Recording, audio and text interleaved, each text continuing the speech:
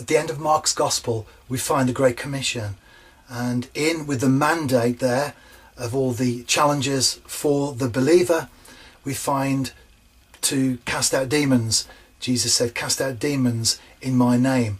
However, if we look into that as a sort of a text that all believers should be casting out demons every day of the week, I think we need to really look at the fact that that end part of Mark's Gospel, from verse 9 to 20, is not found in early manuscripts. In fact, it ends before we read about the Great Commission. But Matthew's Gospel, which also ends in the same way, the Great Commission and the challenge to all believers, lists just a few things that we're called to do. We're called to preach the gospel, to baptize people, to teach them, but nowhere in Matthew's list of commands from Jesus is that all believers are there to cast out demons.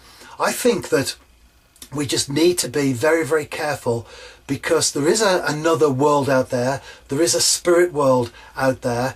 And I think certainly many people that go to church aren't really fully aware of how dark and sinister it really is. I think that there's a lot of stuff going on in our world today that, whilst I'm not one of these that points the finger at the devil every time, it's the devil's fault, the demons made me do it, or whatever, I'm certainly not in that camp. But I think there's a lot of stuff going on in the world today that we can certainly, with spiritual insight, see that there is definitely something more sinister at work. And I think to come to the point where we're actually engaged, if you like, on a one-to-one with the forces of darkness, I think we need to be very, very careful. I think it takes a level of Christian maturity. I think it takes a lifestyle that is watertight before we even begin to think of engaging in those particular things. Certainly in the Western world, we don't see the obvious demonstrations of the devil. I think the devil is very subtle, he's very clever, and if he can get people to believe that God doesn't exist, he's done his job. And even if he can get people to believe that he doesn't exist, he's just as happy to do that. And certainly in the Western world, where we find ever increasingly so a sort of an idea that God, the devil, all that sort of stuff just doesn't exist. It's all medieval mumbo jumbo. It's taking us down a particular road that really just thinks about the mind. We have a logical explanation for everything that happens. And I think we need to be careful of that, because even though it's not spiritual, it doesn't mean to say that the devil is not behind that, taking people down that particular path. However, in other parts of the world, I've been privileged to travel a lot.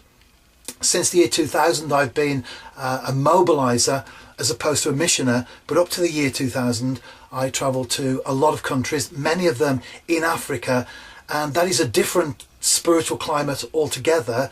And although the devil is as real in the Western world as he is in Africa, we do see a lot more of the evidences of demonic possession and all that sort of stuff going on in the continent of Africa. So I've seen and been involved in quite a number of things in Africa where quite clearly has been an evidence that the enemy, the devil, the enemy of our souls, has been at work. And we just need to be so careful, because it's not a game. When we engage with these powers of darkness, it's not a game. It's not a novel that someone has written where good always triumphs over evil and the good guy always wins through in the end. There's a battle going on. In fact, the Apostle Paul in the New Testament talks about the battle in the heavenlies. He goes as far as to say that our battle is not against flesh and blood, but against the powers and the principalities of darkness. And they're there, whether it's the Western world or in Africa or wherever we might be talking about.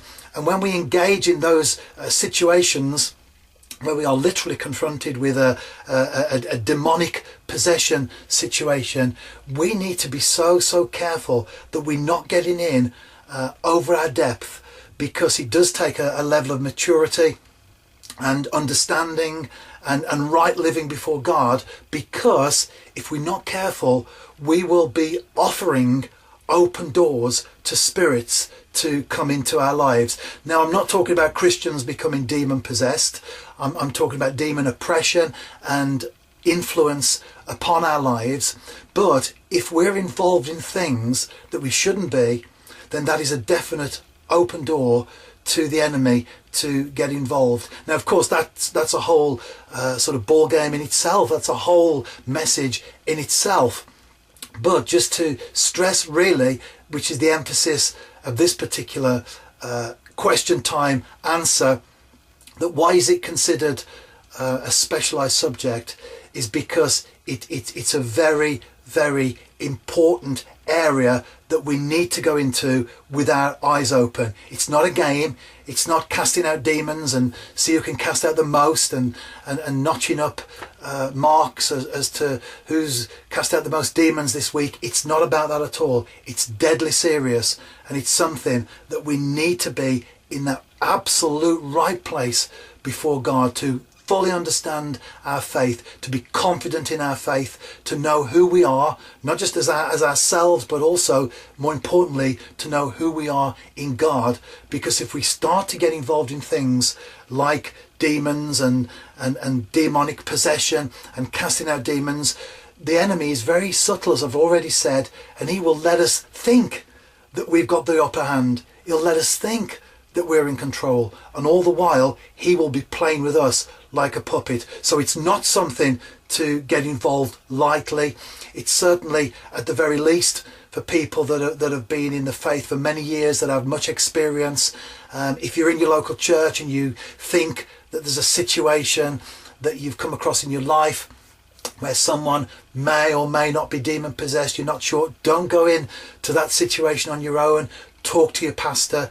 Talk to people that have spiritual maturity, that can advise you on these things, because, as we know, the enemy is out there to trip us up, and the idea of us getting involved in demonic exorcism, casting out spirits, it can certainly fuel the ego of people if we're not in that right place with God. So it is, I suppose, a specialized subject, not just for maybe one or two people that are called to be exorcists. We don't find that in the Bible.